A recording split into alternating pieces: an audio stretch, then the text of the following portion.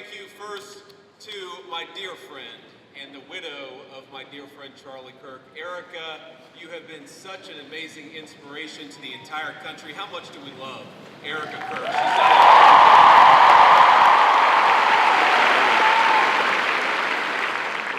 I want to thank, we have a couple of Mississippi senators here. We have both Senator Roger Wicker and Senator Cindy Hyde-Smith. Thank you guys for being here.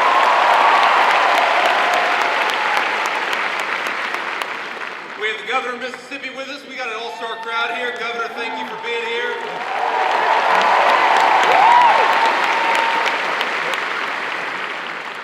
And most importantly, we have got over 10,000 students from across Mississippi. We are proud to have you, and we know that you are the future of Charlie Kirk's legacy. So thank you for being here.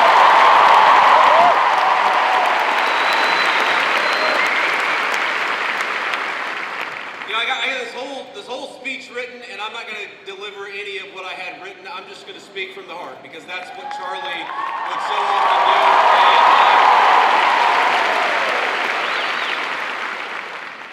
do. You know, when I think about what we lost 6 weeks ago, it feels like forever ago when I was in a meeting in the West Wing, and one of my staff members came in and said that Charlie had been shot, and then I looked at my phone and I saw all the text messages and realized that my dear friend had been very seriously injured. Now, in the West Wing at that time, we actually thought that Charlie had a chance. We didn't know that he was eventually going to pass away. There were initial reports from the medical team that maybe things were going okay, and of course, eventually Charlie took his last breath and went home to be with his Lord and Savior. I remember thinking at that moment, first, of course, about Erica and the children. They've got their oldest, their daughter, is very similar in age to our youngest child. And I remember thinking, what a terrible tragedy for that family. And the second thing that I thought was, what a terrible tragedy for the United States of America. Because Charlie wasn't just a political figure. He wasn't just a guy who went around campus and said very interesting things and hosted all of these debates. He was a person who, particularly to the young people of this country, to all of you, he had the very best advice. And I think that's the most important way for me to honor Charlie, which is to repeat that advice, something I found true in my own life. Charlie wanted all of you, whatever life path you chose, whatever career you chose, whatever you ultimately did for a living, Charlie wanted you, more than anything, to invest in the things that were worth having, to build a life that was worth building. And that started, the most important advice he ever gave you was fall in love, get married, and start a family. And I can't honor Charlie without repeating.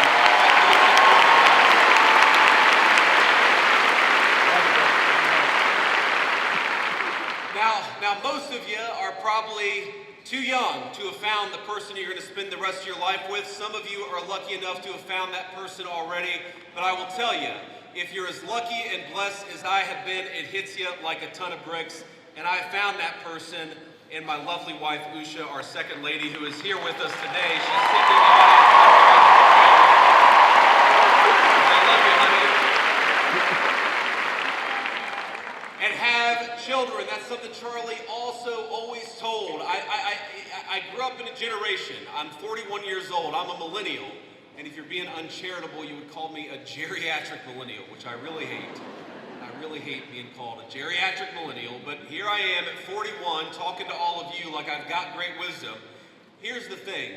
The one regret, the only regret that I really have in my entire life, and I've made plenty of mistakes, but the one regret that I have is that, frankly, I wish we had started having kids sooner.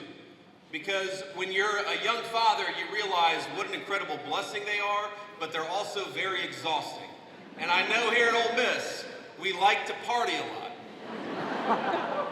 And I know at Ole Miss, occasionally some of you will have a few drinks on a Friday or Saturday, or hopefully not a Tuesday night, but I'm sure that happens from time to time here in SEC country. But here's the thing. When you go out until 3 in the morning and wake up at 6 a.m. for class, the thing that I've learned in my old age is that incredible energy, God actually meant it for another purpose, and that purpose was to help take care of a family. So while you're young, have those babies if you're able to. That's something Charlie said all the time.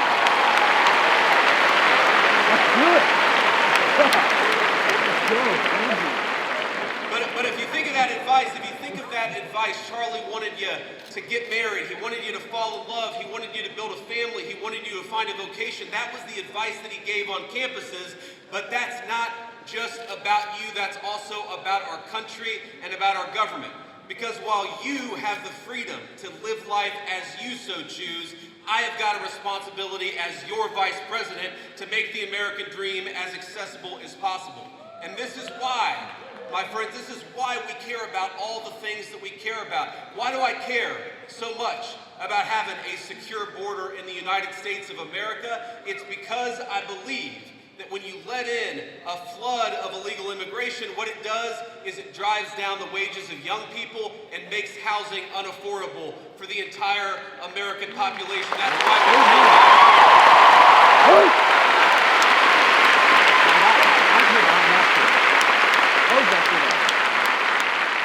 the left will say our immigration policy is about hating immigration, hating immigrants. We don't hate anybody. We love our fellow citizens, and because we want them to have the American dream, we shut that border down the very first day that Donald J. Trump.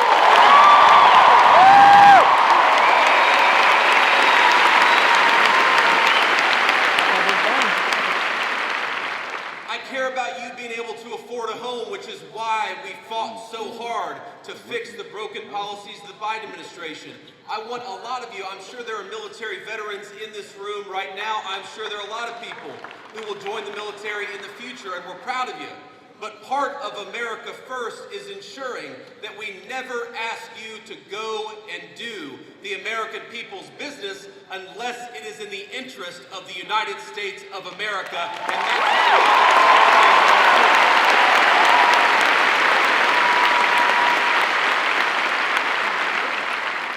And that's why, my friends, that's why we care so much about free speech. As Charlie lived and died for the basic principle that we ought to be able to talk about our differences, we ought to be able to debate them, and we ought to have faith that the best way to make sure that the best idea wins is to actually just have a discussion. And that is what this event is all about. That is what Turning Points USA is all about. And I am so proud, and most of all, I'm so grateful to each and every person, whether you're a Republican or a Democrat, for coming out and honoring one of the most important parts of Charlie's legacy, because we're going to have a discussion tonight, and that's what Charlie would want us to do.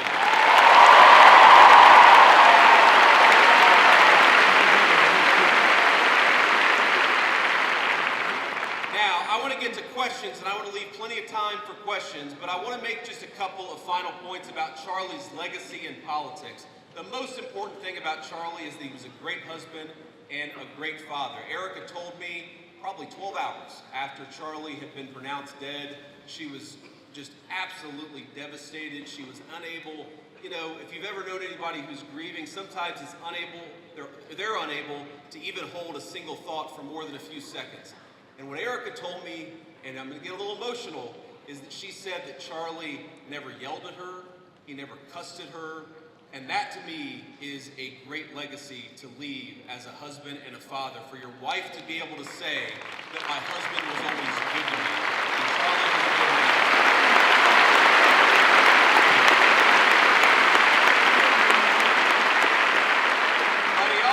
But he also had the legacy of believing in political debate, and he was the most effective person in politics that I have ever seen. And by the way, that's not because Charlie always agreed with me and the president's policies. I remember one time in particular where Charlie Kirk called me, and guys, he was mad.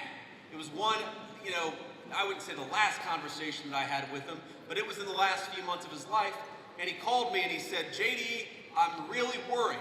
I'm really worried that what's going on in the Middle East right now is going to lead the United States into a protracted military conflict. I've never told anybody that Charlie was really worried about that in the final months of his life.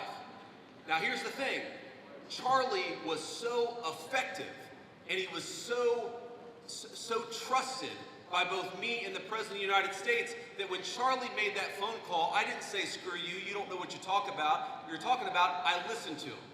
And I really believe that one of the reasons why the President of the United States knocked out the Iranian nuclear facilities, but never got the United States into a protracted military conflict and never lost a single American in a Middle Eastern conflict is because we had the wisdom and the good sense to recognize that the American people are done with American troops dying in unnecessary foreign conflicts. But Charlie Kirk reminded me.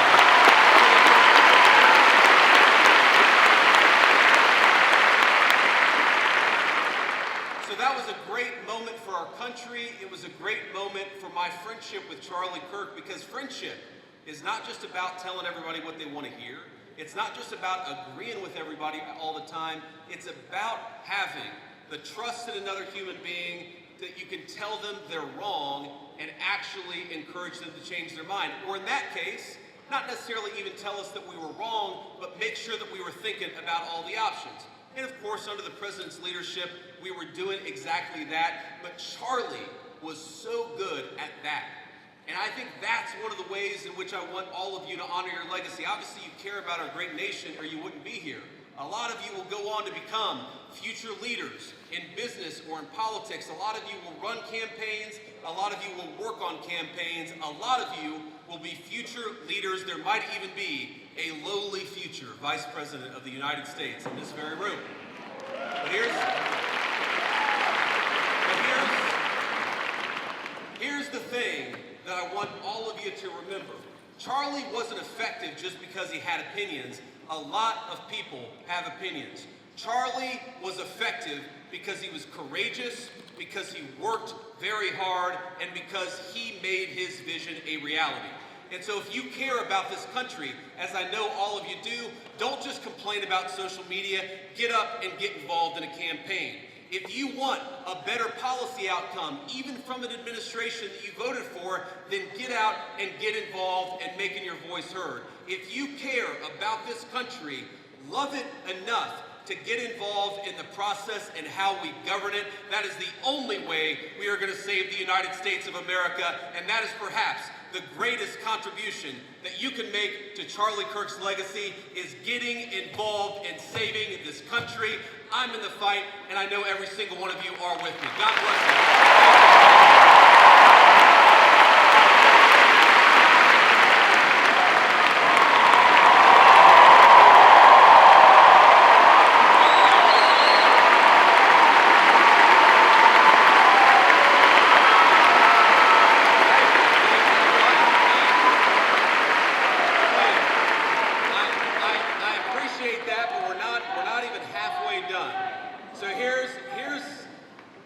I don't know what you're saying, but it sounds awesome.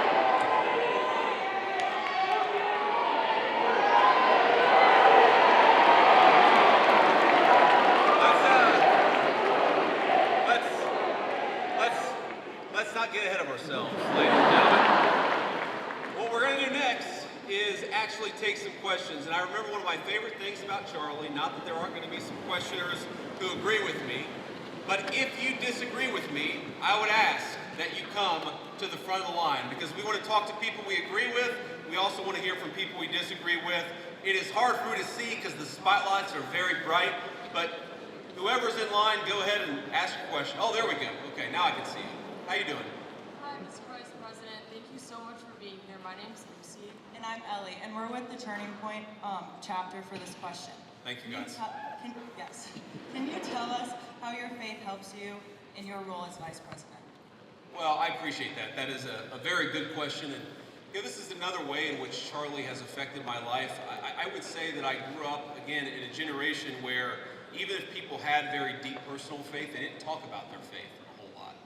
And I grew up in a country where you just didn't hear political leaders talk about their faith. But the reason why I try to be the best husband I can be, the best father I can be, the reason why I care so much about all the issues that we're going to talk about is because I believe that I've been placed in this position for a brief period of time to do the most amount of good for God and for the country that I love so much. And that's the most important way that my faith my faith influences me is we all get a limited opportunity to make a difference. And if you believe as we believe, you believe that God, you believe that Jesus Christ has a plan. And sometimes we don't understand that plan. By the way, one way I don't understand that plan is why my friend lost his life 6 weeks ago. Sometimes I get pissed off about that. But what I remind myself is that there is a deeper rhythm, that Jesus Christ is the author of the fate of human history, and we are charged to do everything that we can to effectuate that vision, to make our country a more virtuous place, a more prosperous place where people can raise a family and not be persecuted for their faith, but teach their children their faith. That recognition that all of us have a duty. And I have two very important duties as Vice President of the United States, to the American people and to God, and that's the most important influence my faith has on me.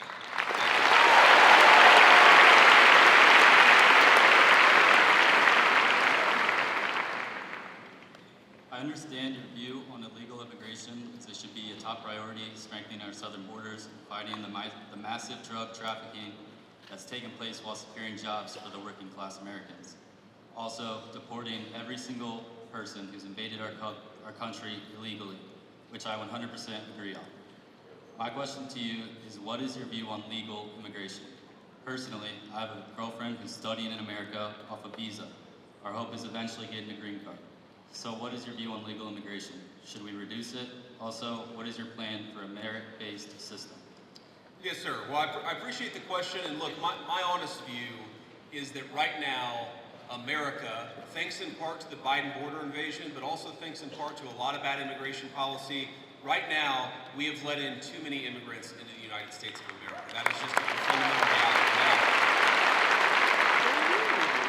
Now look, legal immigration is complicated because we let in about 1 million legal immigrants into the United States of America every single year, and I think the evidence is pretty clear that a lot of those immigrants are actually undercutting the wages of American workers. It's one of the reasons why the President of the United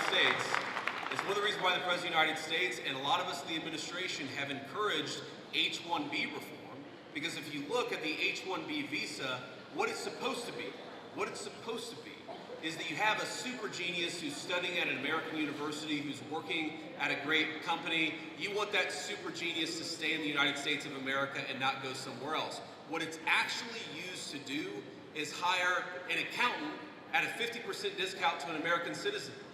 I don't think that we should be hiring accountants from foreign countries when we've got accountants right here in the United States that would love to work for their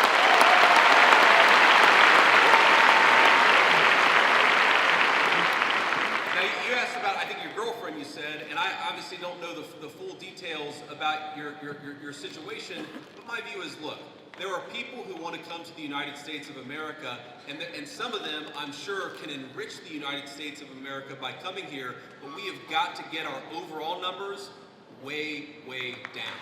Too many people have come into the United States of America. I am married to the daughter of immigrants who came to the United States in the 1980s. I do believe that some immigrants, many immigrants do in fact enrich the United States of America, but here's the problem. We don't even know how many illegal aliens we have. We don't even know. The best guess is probably 25, 30 million people. I've heard estimates as high as 50 million. When something like that happens, you've got to allow your own society to cohere a little bit, to build a sense of common identity, for all the newcomers to assimilate, the ones who are going to stay, to assimilate into American culture. Until you do that, you've got to be careful about any additional immigration, in my view. Thank you so much.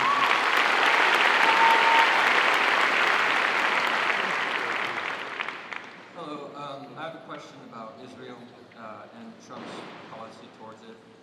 Do you think it's a conflict of interest for Miriam Adelson, an Israeli donor, to give millions of dollars to his campaign, and then Trump have pro-Israeli policies? Well, if you're asking, do I think the President of the United States has a conflict of interest? No, I do not, because I know how the President of the United States makes his decisions, and I see it behind the scenes. Now, as the President himself has said, Miriam Adelson, who, by the way, I know, and I have a very good relationship with her, she is very clear about the fact, she doesn't hide the fact that she really loves Israel, and that is part of what motivates her political giving. That is a reality. At the same time, the President of the United States is America first through and through. And let me give you just a couple of examples of this. Number one, We have heard from some pro-Israel voices, some people who really love the state of Israel, that they don't want us to have a relationship with certain Middle Eastern countries. Well, the president, his attitude is, we need to build relationships with any country where we have shared interests, and he's going to do it if it's in the interest of the American people, and he's done exactly that. Number two, there were people, and I remember this criticism of the President of the United States, I just raised it in the context of a conversation I had with Charlotte. I remember when people said that the President of the United States was going to get us into a multi-100,000 troop regime change war for Israel. This was 4 months ago, this was 6 months ago. Now, the people who accused the President of the United States of wanting to get us into a regime change war for Israel, I wonder if they stepped back and said, you know what, we were wrong about that. Because the President of the United States did not want to get us into a regime change war for any other country. He wanted to knock out a nuclear facility and get everybody back home, and that's exactly what he did. So I understand there's some frustrations out there, but I think the President of the United States, more than any president of my lifetime, is willing to stand up to anybody if he thinks it puts the interests of the American people first. Thank you. Hello, Vice President Vance. How you doing? Good. I have a question. Do you condone large private corporations such as Palantir hoarding data caches on U.S. citizens? No, I don't condone it. And here's the thing. So I get asked about Palantir a lot because there's this internet meme out there that somehow I am super embedded with Palantir. And here's the thing that I'd say about this. Palantir is a private company. They sometimes do a useful service, and sometimes they're going to do things that we don't like. You should be demanding that your representatives do two things when it comes to Palantir or when it comes to any other technology company. Number one, protecting your data. What's going on with artificial intelligence is going to mean that there are massive inducements to steal your data, to harvest it, and to use it against you to sell digital advertisements. That is not what I believe in, and I've been fighting against it, whether it's Palantir or any other technology company, literally before I ran for office. When I ran for office, I was criticized by Republicans in my Republican Senate primary because I was talking then about Google and Facebook harvesting our data. It's unacceptable. I don't care who does it. I don't want them to do it. Number two, and this is also very important, what's going on with artificial intelligence, we got to be worried about large-scale surveillance, okay? Everything. You asked about Palantir. Do you know that every time you make a credit card transaction, the credit card companies are collecting data on how you spend your money? Do you know that every time you linger over a link on the internet for more than a half second, the search engines are collecting data on you so that they can sell you advertisements? One of the biggest questions for American policy over the next 10 years is how to ensure that you are a sovereign citizen. And you cannot be a sovereign citizen if any private corporation or any government can steal something from you that belongs to you. Thank you.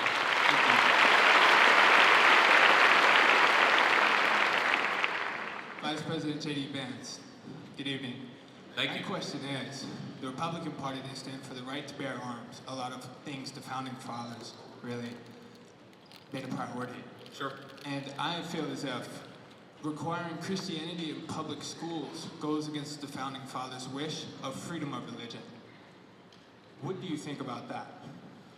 Well, I guess, who is saying that we require Christianity in public schools?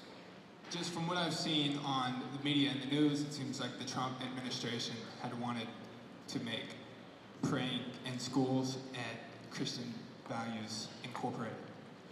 Well, look, I think Christian values are a good thing, and I'll talk to you about why I think that's a good thing, but that's separate from forcing people to pray, which I don't think that anybody, certainly no Christian that I know, would ever support or ever endorse. And let me just say something generally about all the people. I see there's a big line, and I hope I can get to everybody's question. I remember when I was a sophomore in high school, I went to an event at my church, which was a book signing with Oliver North and Sean Hannity, the Fox News host. And this was back before, this was, I guess, 25 years ago. And so neither of these guys was maybe as big as they are today. And I remember standing in line, and I'm about to say hello to Oliver North and Sean Hannity, and I remember thinking to myself, I was so nervous, all I need to do is shake their hand, give them a firm handshake, and tell them my name. That's what I'm thinking. Firm handshake, tell him my name. Firm handshake, tell him my name. And I get to the front of the line, and Sean Hannity looks at me, and he says, "How are you doing?" And I totally panic, and I go, JD. Because I had rehearsed shaking and saying my name. My point is, I admire your guys' courage, and please don't be nervous. If you need to work through a question, think about it, speak it. We're all here to have a nice conversation, and we're all supportive of it. Here's the thing when you talk about forcing, I'm gonna answer your question, forcing Christianity, forcing people to pray. There's a liberal idea out there that I think is wrong, and that's that liberalism is the source of freedom of religion. And actually, if you go back to the original founding documents of the United States of America, if you go back to the Anglo-legal tradition, well before there was ever a United States of America, what you find is that freedom of religion is actually a Christian concept. And the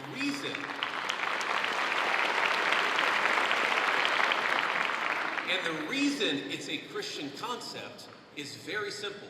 Because Christianity, Imago Dei, the idea that we are all made in the image of our Creator, means that we must respect the free will of every single person. Now, part of that is you have a conversation with people.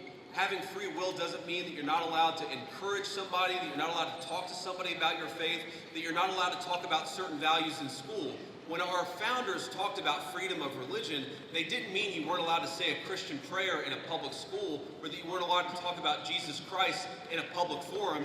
They just meant that nobody could force you to profess the Christian faith. That had to come from your own free will. And I believe that, and I think every Christian who I've ever spoken to believes that the source is the Christian, the source of your faith.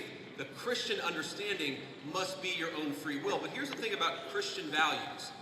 There are a lot of Christian values out there that I think that we've just sort of assumed and we've in fact taken for granted. Christian values are the idea that you should respect every single person as an individual. Whatever the color of their skin, created in the image of God, that's a Christian concept. And in fact, it was a Christian empire, Great Britain, that abolished slavery to begin with. The idea that we should eliminate child sacrifice. What did the Christian settlers find when they came to the New World? They found a lot of civilizations that were murdering babies in weird religious rituals. It was Christianity that said we don't kill children just because they're somehow inconvenient to people. A lot of the things, human rights, the very idea that human beings have rights, are a Christian concept. And so I'd ask you, my assumption based on the question is that you're skeptical of Christianity, or at least of certain public professions of Christianity. One of my favorite Bible verses is, "By your fruits ye shall know them." And I think that the fruits of the Christian faith are the most moral, the most just, and the most prosperous civilization in history. I make no apologies for believing that Christianity is the pathway to God. I make no apologies for thinking that Christian values are an important foundation of this country, but I'm not going to force you to believe in anything, because that's not what God wants, and that's not what I want either. In the school system, do you agree that there should be Christian implementation, or do you think that school system should be neutral and be focused on science, literature, reading, writing, arithmetic? Well, I reject the idea that anything is purely neutral. Okay, there are, for example, let's take a basic scientific fact, and this is a little spicy. I'm not trying to make this too controversial, but take the basic scientific fact of, can you take a pill to change your biological gender? Okay, now that's something that 15 years ago, quite literally, every single scientist in the Western world would have said, absolutely not, that's crazy, and now people will. I think the premise of your question, I don't totally share it, because I don't think perfect neutrality is possible. What is it? You talk about history. Was Christopher Columbus a great explorer, or was he a guy who committed genocide against the native populations? These debates, I'm happy to have them, but I reject the idea that there are truly neutral debates. Anybody who's telling you their view is neutral likely has an agenda to sell you, and I'm at least honest about the fact that I think the Christian foundation of this country is a good thing. Next. Okay, thank you. And what are you talking about? What do you mean specifically? Are you talking about testosterone, estrogen? Yeah, I'm talking about hormone replacement therapy. That's what I'm talking about. Just to be respectful, let's keep it going. Yes, Thank you. Have a good night. You too. Hello, Mr. Vice President. Thank you so much for giving this opportunity to talk here today. I did not agree with many of the things that you said right ahead of this, but I don't think that's my point to discuss here. What I want to ask is, you are married to a woman who is not Christian. In her Wikipedia, I just looked that up. I don't even know what her faith was. I didn't know this before. But she still calls herself Hindu. You are raising three kids in interracial, cultural, racial, religious household. How are you maintaining, or how are you teaching your kids not to keep your religion ahead of their mother's religion? Or how are you teaching them that your kind, that kind who got here just few years or few decades ago is different or is better than your mom's kind who got here just a generation before? How are you balancing that? And when you talk about too many immigrants here, when did you guys decide that number? Why did you sell us a dream? You made us spend our youth, our wealth in this country and gave us a dream. You don't owe us anything. We have worked hard for it. Then how can you, as a vice president, stand there and say that we have too many of them now and we are going to take them out to people who are here rightfully so by paying the money that you guys asked us? You gave us the path, and now how can you stop it and tell us we don't belong here anymore? And one more thing, I'm sorry, one more thing. Do you have to be... There's a lot there. I don't know if I'm going to remember all this, but I'm sorry, I had to say all of this, and please take it with you. I'm saying all of this. Of course. No, go ahead, please. I have no intention of causing a scene here or anything, but... We're not close to causing a scene, don't worry. But we talked about Christianity, all of this. I'm not even Christian, and I'm here standing to show support. Why are we making Christianity one of the major things that you have to have in common to be one of you guys, to show that I love America just as you do? Why is that still a question? Why do I have to be a Christian? Okay, so there was a lot there, and I'm going to try to respond to as much of it as I can. So on the question of immigration, so first of all, I can believe that we should have lower immigration levels. But if the United States passed a law and made a promise to somebody, the United States, of course, has to honor that promise. Nobody's talking about that. I'm talking about people who came in violation of the laws of the United States of America, and I'm talking about in the future reducing the number of people. Sorry, what? On that, because when you just said you are not stopping with the people who came here legally, right? But you are pushing out policies that hurt us.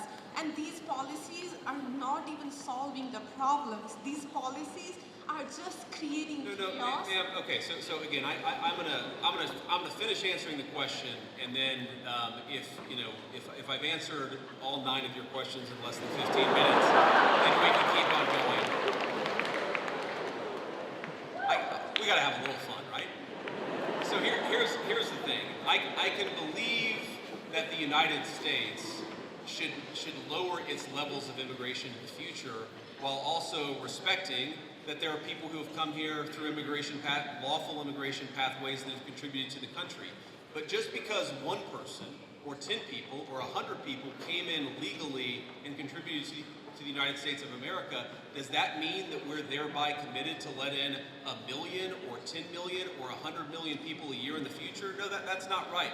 We cannot have, I'll go to finish, we cannot have an immigration policy where what was good for the country 50 or 60 years ago binds the country inevitably for the future. There's too many people who want to come to the United States of America, and my job as Vice President is not to look out for the interests of the whole world, it's to look out for the people of the United States.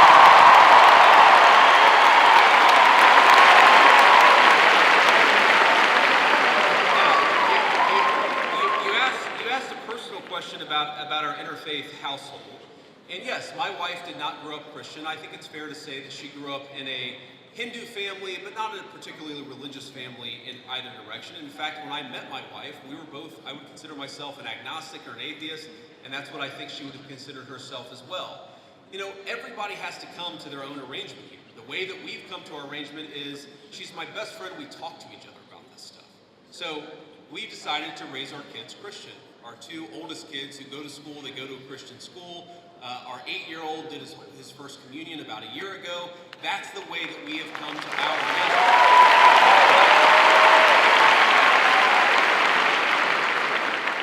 My 8-year-old was also very proud of his first communion. Thank you guys. I'll tell him that Ole Miss wishes him the best. But I think everybody has to have this own conversation when you're in a marriage. I mean, it's true for friends of mine who are in Protestant and Catholic marriages, friends of mine who are in, atheist and Christian marriages.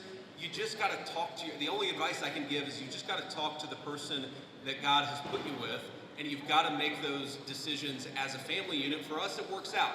Now, most Sundays, Usha will come with me to church. As I've told her, and I've said publicly, and I'll say now in front of 10,000 of my closest friends, do I hope eventually that she is somehow moved by the same thing that I was moved in by church? Yeah, I honestly do wish that, because I believe in the Christian gospel, and I hope eventually my wife comes to see it the same way. But if she doesn't, then God says everybody has free will, and so that doesn't cause a problem for me. That's something you work out with your friends, with your family, with the person that you love. Again, one of the most important Christian principles is that you respect free will. Usha's closer to the priests who baptized me than maybe I am. They talk about this stuff. My attitude is you figure this stuff out as a family, and you trust in God to have a plan, and you try to follow it as best as you can. And that's what I try to do.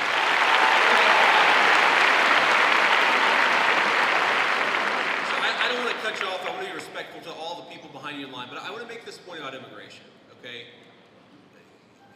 If you ask the question, what is the exact right number of immigrants for the United States to let in? It is just very specific on the context. If you go back to the 1920s, the United States passed an Immigration Reform Act that effectively cut down immigration to close to zero for 40 years in this country. And what happened over those 40 years? The many, many people who had come from many different foreign countries and different foreign cultures, they assimilated into American culture. And there was an expectation that they would assimilate into American culture. I think we have two problems in our immigration system today. My guess is you're probably a slightly more leftist political persuasion, liberal political persuasion, maybe not. But here's the thing. I remember back in my establishment GOP days, when I was still very early getting involved in Republican politics, I remember a conservative think tank person who told me that one of the reasons why immigration was really good is that if you had enough diversity in a country, people would mistrust each other and they wouldn't join labor unions. Okay? So when I see a lot of left-wing people who theoretically support organized labor saying we need to flood the country with a limitless number of immigrants, they're unwilling to set any limitations on it, my response to that is you are destroying the very social trust on which American freedom and prosperity is built. So the honest answer to your question, what is the exact number of immigrants America should accept in the future? Right now, the answer is far less than we've been accepting. We have got to become a common community again, and you can't do that when you have such high numbers of immigration, which is one of the reasons why we have the immigration policy we do. Thank you.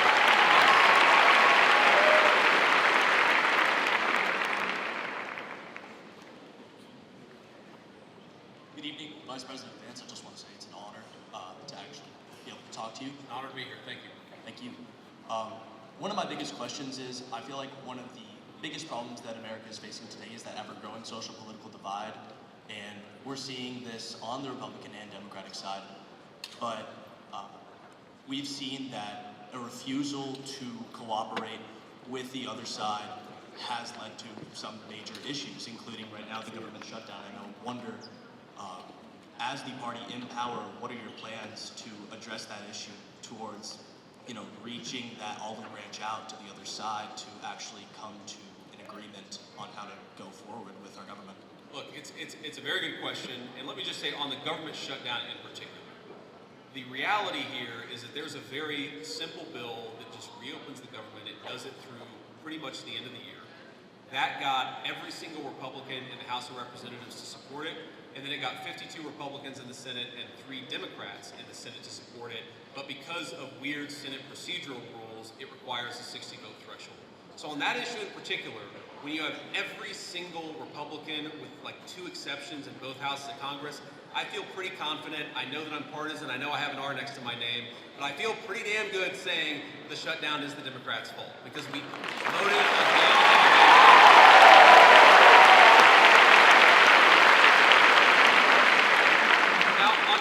But there's a broader question there, and I think most Americans, whatever their political persuasion, would actually like the country's political parties to work together better to solve the problems.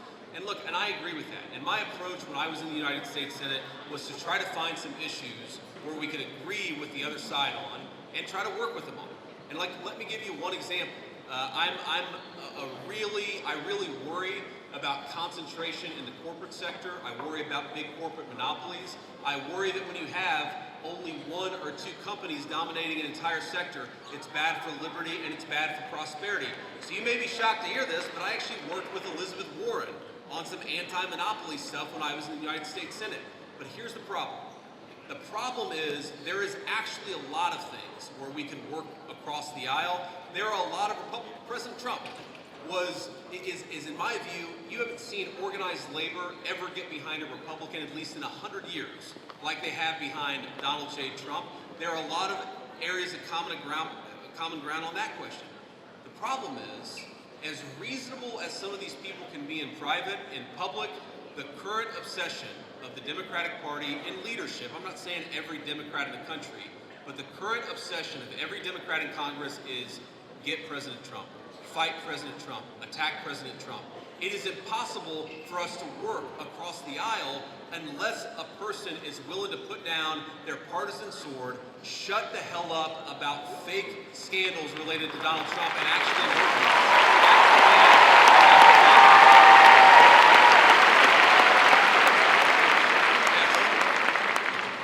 Thank you. Thank you. Next.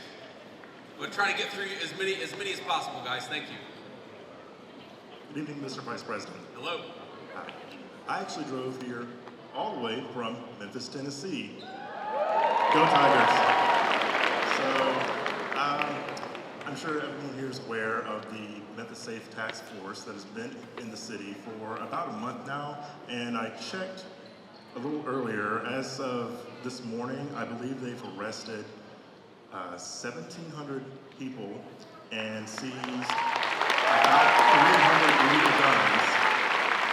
So I want to ask, how does this law enforcement objective jive with Attorney General Pam Bondi's pledge to make the Department of Justice a more pro-Second Amendment Department of Justice?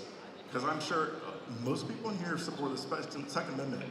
So how can Republicans and this Department of Justice use the current gun laws that are on the books that a lot of pro-Second Amendment advocates disagree with, that we wanted to overturn in the big beautiful bill, but we didn't get it? Yeah. So I understand the question. By the way, I supported some of those changes in the big beautiful bill. I know the President of the United States did too. We didn't have the votes to get them in there, and that's as simple as that. But I know exactly what you're talking about because there were a couple of issues in particular. I talked to some of my Second Amendment friends. But here's the basic issue. We don't want people who have violated the law, who have committed felonies. The Second Amendment, like every other amendment, it's about due process. It's that you don't have your rights violated unless there is due process of law. If you're a person who's committed 4 felonies and a court has lawfully ordered that you shouldn't have a gun and you're running around with a firearm, I don't have any problem with law enforcement saying you don't get to have that firearm that is illegally possessed, illegally obtained. I think that's basic law and order. Now again, if you had somebody come in and say, well, we don't think that person should have a firearm, but they haven't violated any law, that's a totally separate question. That's not what we're focused on. What we're focused on is violent crime and people who have violated, the bodily autonomy of another human people. a person who has committed an act of violence against one of their fellow citizens, we're going to clean up the streets, get those people off the streets, and make America safe for the American citizens again. That is our entire law and order policy, and I think we're doing a pretty good job. Thank you.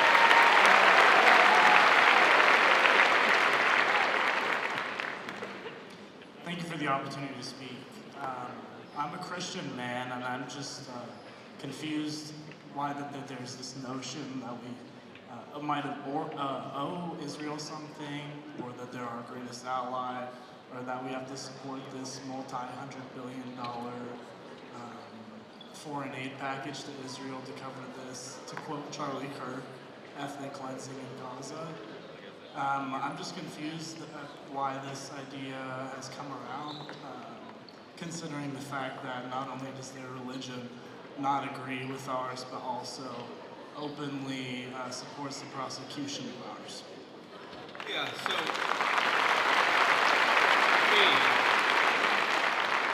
let's say a few things about this. First of all, when the President of the United States says America first, that means that he pursues the interests of Americans first.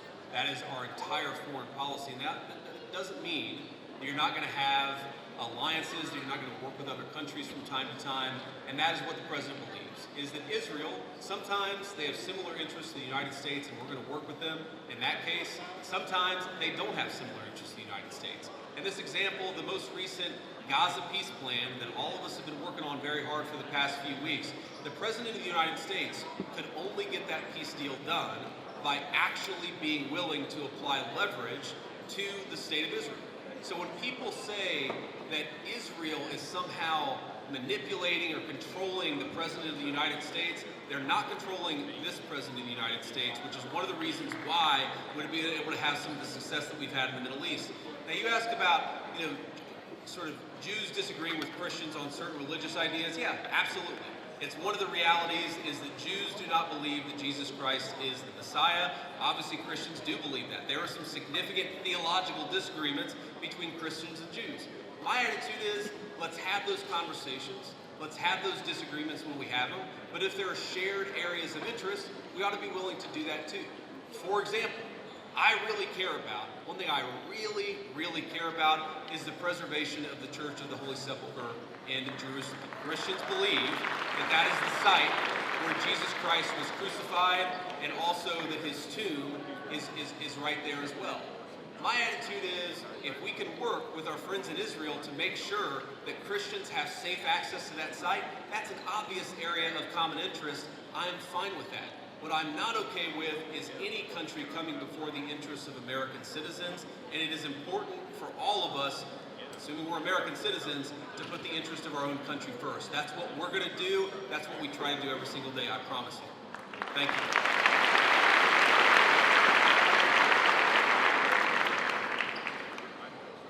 Hi, Mr. Vice President. I'm the president of our pro-life organization here at Ole Miss, Rebels for Life.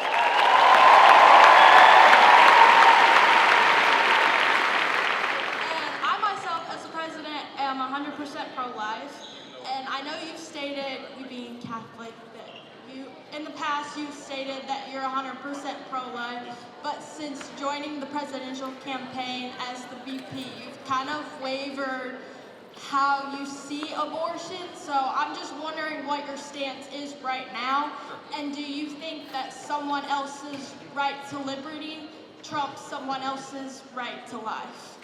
Well, first of all, I appreciate your question, and I appreciate the work that you do. You asked the question, do I think somebody else's right to liberty trumps somebody else's right to life?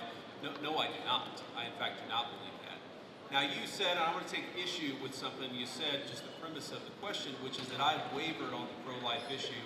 I really do believe that the president has been the most pro-life president in the history of the United States of America. Now, that said, there are two things that I think we have to keep in mind here. Now, one is the very, very hard question of, when we talk about our abortion policy, there are some very, very difficult edge cases. There are cases where you've got, an 11-year-old girl who was raped, who it would be unsafe for her to bring the baby to term. You've got situations where bringing a baby to term would cause serious bodily harm, maybe death for the mother. That's one of the reasons why we believe in the exception in these cases where you have, again, they're edge cases, they're rare. I think the pro-abortion community would have you believe that's 90% of abortions. That's not true. But we got to be honest about the fact that there are some edge cases. The second thing I'd say about this is that we have to be prudential and practical in what can get accomplished. And there may be disagreements about what exactly that is, but if you look at the pro-life victories that the President of the United States has been able to achieve, he's been able to achieve them because he has worked within the system that we have. If your attitude is you are going to pursue the most aggressive pro-life option, even if it means you lose every election and every outcome means that you're going to be in a situation where the Democrats have abortion on demand up to the moment of birth to the very end. You've got to work within the political constraints that we have. Now here, let me just say something about this. And somebody asked me earlier about my Christian values. And one of the points I made is that when the settlers came to the New World, they found a very widespread child sacrifice. I imagine there are some people who don't agree with my view on the pro-life issue. Let me just make an observation. If you go to historical archaeological sites where there were brothels, and the two oldest businesses in the world are gambling and prostitution, so there were brothels even in very ancient civilizations. If you go back to ancient brothels and you dig up the bones of the women who were working in these places, you will very often find a lot of children who were buried with them. And the answer is that whenever a society decides to discard innocent babies, they also don't treat their women very well. And whenever a society mistreats its women, it is very often the babies who come right after that.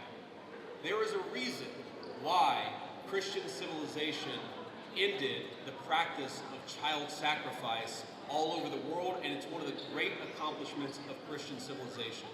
I believe that we should try to be protecting every unborn life. There's a question of exactly how we do it, but I would never say that anyone's right to life should be sacrificed. Thank you.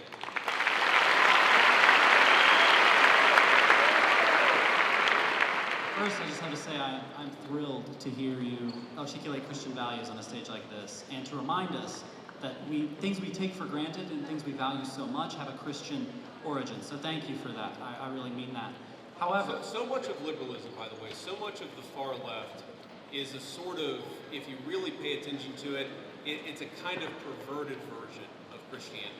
Like, there's nothing wrong, of course, with focusing on people who are disenfranchised, for example. That's the focus of liberalism.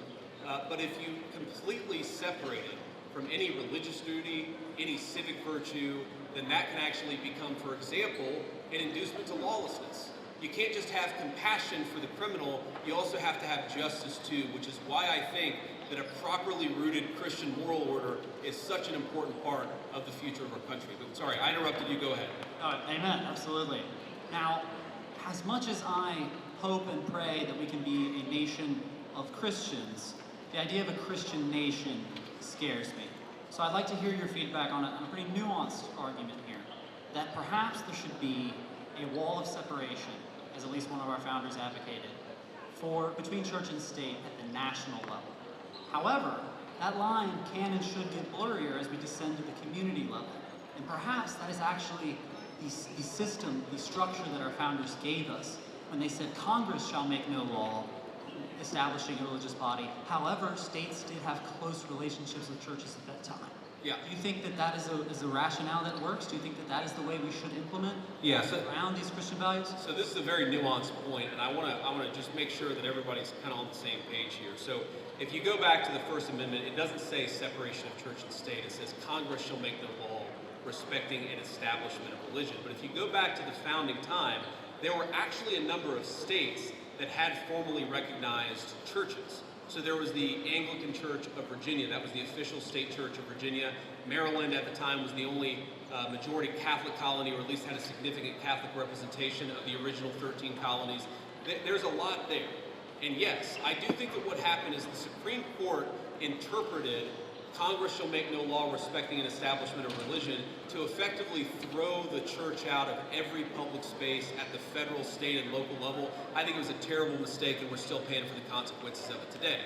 But if, and I think this is your point, if you were to undo that, if you were to get back to a system actually meant by the founders where Congress is not setting up an established religion, but people in their local communities can kind of do whatever it is that they want to do, I think that would be a better system than what we have today. But I think the most important principle that we have got to remember is you do not have to completely kick God out of the public square, which is what we've done in modern America. It's not what the founders wanted. It's not good for the United States of America. And anybody who tells you it's required by the Constitution is lying to you.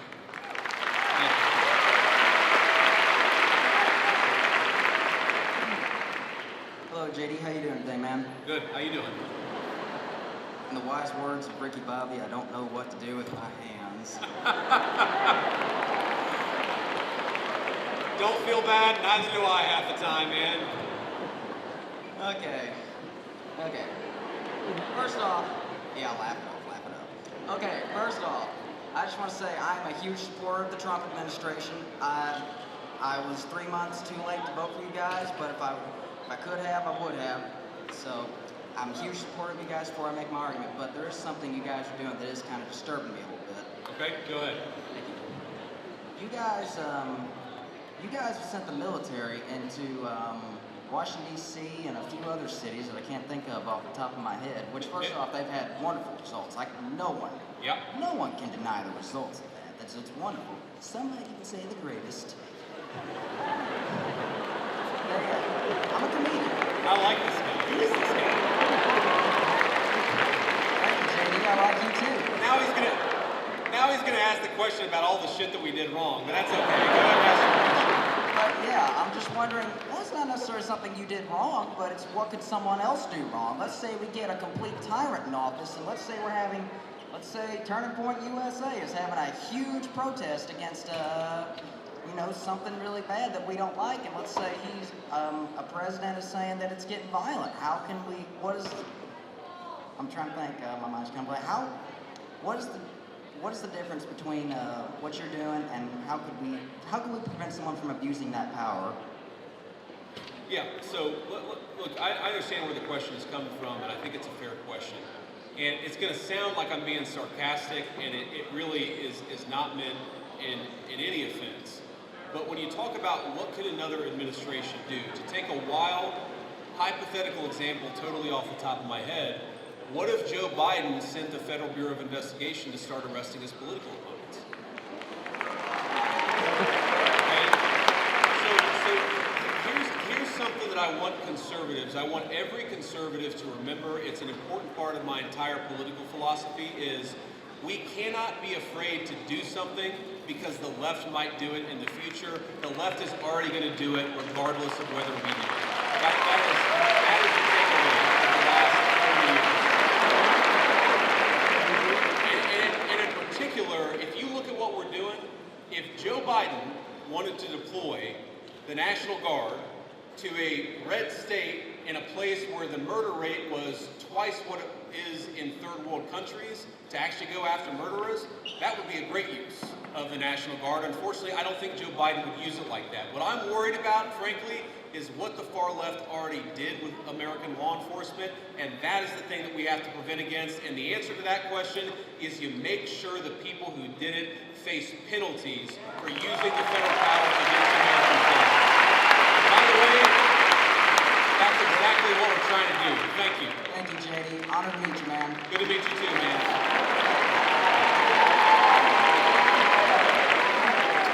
This will be the last question. Ricky Bobby, 2048. That's who I'm voting for.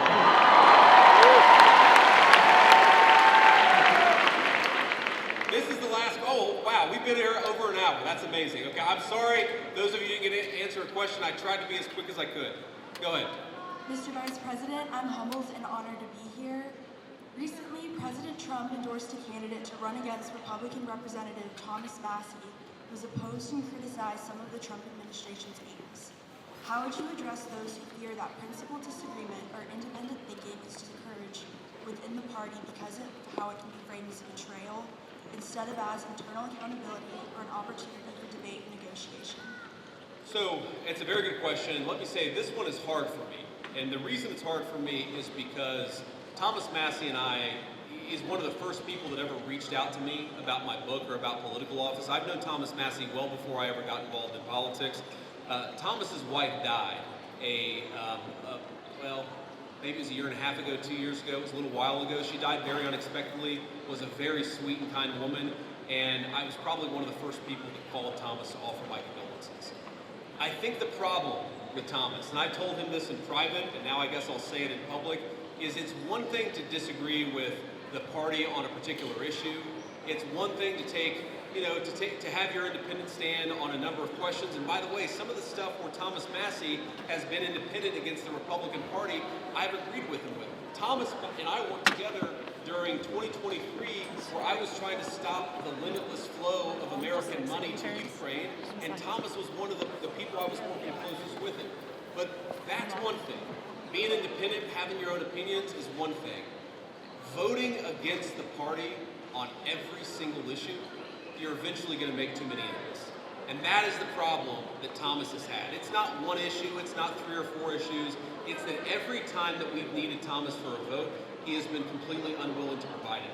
That is why the President of the United States has trained his ire on Thomas Massey. It's because we can never count on him for some of the most difficult votes.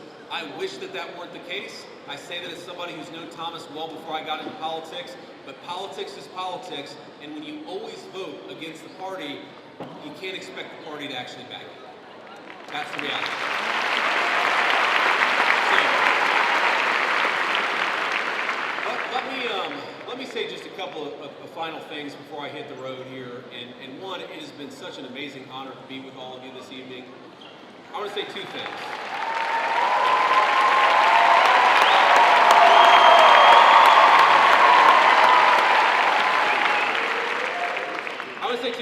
Number one, when I was back in my agnostic days and I was thinking about returning to my faith, I remember talking to a friend of mine and actually talking about, a number of things. And he said something to me that was really interesting, and I was talking about all the things that were going wrong.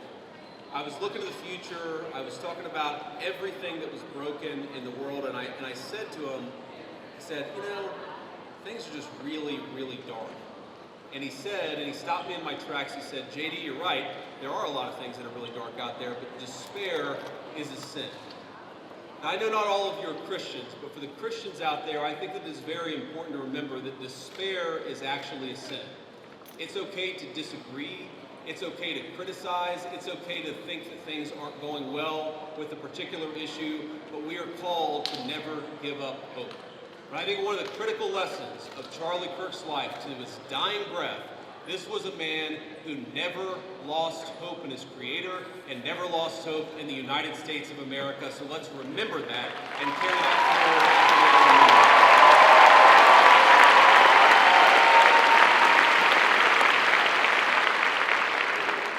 And the second thing that I want to say is, in line with despair being a sin, look, I imagine that I can tell most of you apparently agree with a lot of what I said. I'm sure that a lot of you disagree with some of the things that I've said. That's okay. We don't need, in our political movement, people who agree with us on every single issue. We got a couple of questions about Israel. We got a couple of questions about the National Guard deployments. We don't need somebody who agrees with us on every single question or every single issue. What we need is people of good faith who love the United States of America and are willing to work hard to save it. So when you look at all the accomplishments, of the last 9 months, we inherited the worst border crisis in the history of the United States of America. We shut down the border, and net immigration is 2.5 million lower today than it was in 9 months. That means the total number of people that have been sent out of this country is 2.5 million. We have 2.5 million fewer illegal immigrants than we had. That's a great accomplishment. We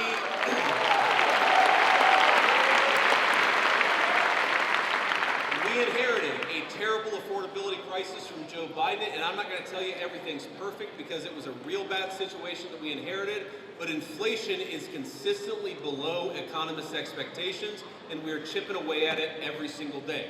We inherited an economy where we had the largest trade deficit in the history of the United States of America in 9 months. Donald Trump's tariff policies have cut the American trade deficit by over half. That means we're making more of our own stuff, and we're actually employing American workers to do it. And all that is to say that very often, Charlie Kirk would call me and he would say, not attaboy, but he would say, do more, do more, do more. And I listened to Charlie because he was a dear friend and because I knew that he loved this country. My point is, the best way in your life to honor Charlie Kirk's legacy, it's not to despair, but to hope in the future of this country. If you disagree with something, then get involved in the movement to save this country. If you think that we could be doing more, then pick up the phone and get involved in the effort to change our minds and change the future of the United States of America in the process. My friends, the rebels of Ole Miss, despair is a sin. Do not give in to despair. Let's keep fighting to save the United States of America.